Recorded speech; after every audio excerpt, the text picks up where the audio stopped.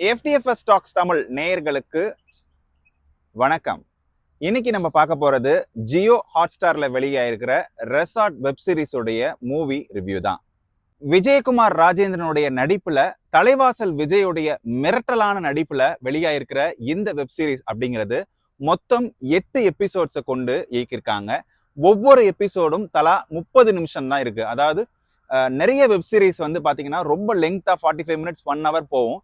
But இந்த web series பாத்தீங்கன்னாக்கா 30 மினிட்ஸ்ல கேப்ல தான் மொத்தம் 8 எபிசோட்ஸா சீசன் 1 ரிலீஸ் பண்ணிருக்காங்க. இந்த வெப் சீரிஸ்ல நடிச்சிருக்கிற விஜயகுமார் ராஜேந்திரன் நம்ம எல்லோருக்குமே பரிச்சயமானவர் தான். எருமைசாணி யூடியூப் சேனல் மூலியமா நிறைய பேரை அட்ராக்ட் பண்ணவர். இன்ஃபேக்ட் இந்த திரைப்படம் முழுக்க முழுக்க எருமைசாணி டீம் தான் நிறைய பேர் இந்த திரைப்படத்துல சுத்தி சுத்தி நடிச்சிருக்காங்க.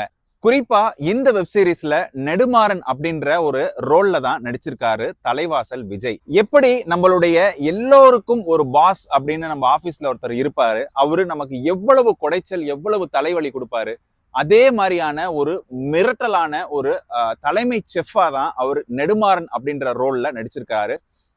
இந்த 8 எபிசோட்ஸுமே பாத்தீங்க அப்படின்னாக்க கொஞ்சம் கூட திகட்டல் இல்லாம ஒரு சரியான டோசேஜ்ல தான் இந்த ப்ரொடக்ஷன் அப்படிங்கிறது அமைஞ்சிருந்தது. சரி, இந்த ரெசார்ட் அப்படின்னு அந்த பெயரை கேட்கும் போதே உங்களால கெஸ் பண்ணிருக்க முடியும், இது ஏதோ ஒரு ஹோட்டல் மேனேஜ்மெண்ட் ரிலேட்டடான ஏதோ ஒரு சம் வெப் சீரிஸ் அப்படிங்கிறத நீங்க கெஸ் பண்ணிருப்பீங்க. எஸ், அதே மாதிரியான ஒரு வெப் சீரிஸ் தான். ஒரு மிகப்பெரிய பணம் படைத்த ஒரு முதலாளி தன்னுடைய ரெசார்ட்டை எப்படி நடத்துவது அப்படின்னு தெரியாம அவர்களுக்கு கீழே உள்ள சில எம்ப்ளாயிஸை நம்பி தான் அந்த ரெசார்ட்டை நடத்துறாங்க. அந்த எம்ப்ளாயிஸ் எப்படி அந்த ரெசார்ட்டை ஹேண்டில் பண்றாங்கன்னா, அந்த ரெசார்ட் எங்களுடையது அப்படின்ற மாதிரி தலைவாசல் விஜய் அவர் தன்னுடைய ரெசார்ட் மாதிரி அதை நடத்துறாரு. மறுபக்கம் இந்த ரெசார்ட்டுடைய இன்னொரு முதலாளியா, அந்த ரெசார்ட்டுடைய மேனேஜரா இந்த வெப் சீரிஸ்ல தன்னுடைய ஹீரோ நடிச்சிருக்காரு.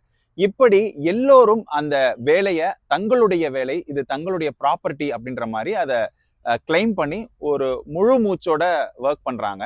மிக ஏழ்மையான குடும்பத்தை சேர்ந்த விஜயகுமார் தன்னுடைய குடும்ப சூழல் மற்றும் தன்னுடைய தந்தை தன்னுடைய அம்மாவையும் தங்கச்சியும் நடுத்தருல நிறுத்திட்டு போயிடுறாரு. அவங்களுடைய குடும்ப சூழல் மற்றும் அவருடைய குடும்பத்துல வாங்கின கடன் எல்லாத்தையும் அவர் எப்படி ஹேண்டில் பண்றது அப்படின்ற ஒரு மிகப்பெரிய ஒரு ப்ரெஷரோட அவர் வேலை தேடுறாரு. ஒரு வழியா அவருக்கு அந்த RR ரெசார்ட் அப்படின்ற அந்த இடத்துல அவருக்கு ஒரு வேலையும் கிடைச்சிருது. ரூம் சர்வீஸ் ஹெல்ப்பரா தான் அந்த ரெசார்ட்ல அவரு பணிபுரிய துவங்குறாரு. இப்படி தன்னுடைய கேரியரை ஸ்டார்ட் பண்ற அவரு கொஞ்சம் கொஞ்சமா தன்னுடைய குடும்ப கடனை சரி பண்ணணும். அது மட்டும் இல்லாம தன்னுடைய உயரிய லட்சியமான ஒரு மிகப்பெரிய செஃப் ஆகணும் அப்படின்ற ஒரு கனவோட அந்த ரெசார்ட்குள்ள வராரு. ஆனா துரதிருஷ்டவசமா அந்த ரெசார்ட்டுடைய ஃபங்க்ஷனிங் அப்படிங்கிறது எப்படி இருக்கு அப்படின்னாக்க, அந்த ரெசார்ட்ல இருக்கிற ஒவ்வொரு டிபார்ட்மெண்ட்ஸும் தனித்தனி தீவுகளா பிரிக்கப்படுது. அதாவது கேன்டீன் டிபார்ட்மெண்ட் யார் கூடயும் பேச மாட்டாங்க, ஹவுஸ் கீப்பிங் யார் கூடயும் பேச மாட்டாங்க, செக்யூரிட்டி யார் கூடயும் பேச மாட்டாங்க. இப்படி எல்லா துறைகள்லையுமே தனித்தனி ஆளுமைகள், தனித்தனி நான்தா ராஜா அப்படின்ற மாதிரி ஒரு ஃபங்க்ஷன் ஆகுது. இப்படி விஜயகுமாருக்கு ஒரு செஃப் ஆகணும் அப்படின்ற கனவு பெருசா இருந்தாலும், மறுபக்கம் தலைவாசல் விஜய் நெடுமாறன் அப்படின்ற ஒரு அதிரடியான ஒரு ரொம்பவே ஸ்ட்ரிக்டான இந்த ஹோல் ரெசார்ட்டுமே பயப்படக்கூடிய ஒரு தலைமை செஃப்பா இருக்காரு.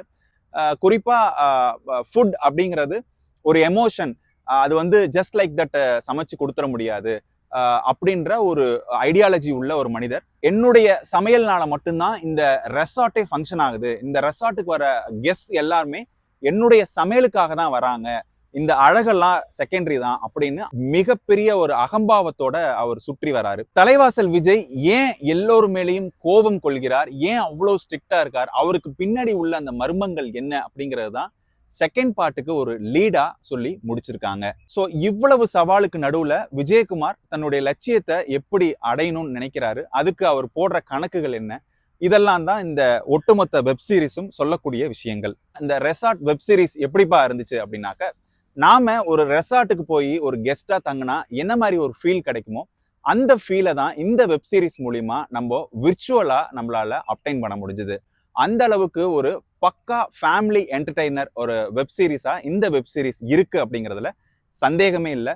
இந்த ரமதான் ஹாலிடேஸை நீங்க கண்டிப்பா இந்த வெப் சீரிஸ் பார்த்து கொண்டாடலாம்.